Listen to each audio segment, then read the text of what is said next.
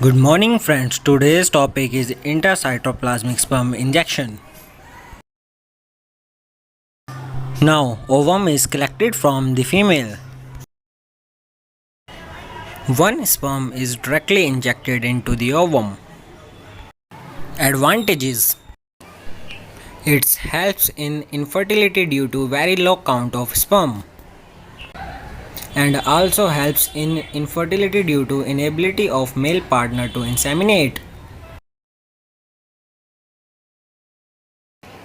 Please subscribe our YouTube channel and press the bell icon for more videos. Like, comment and share.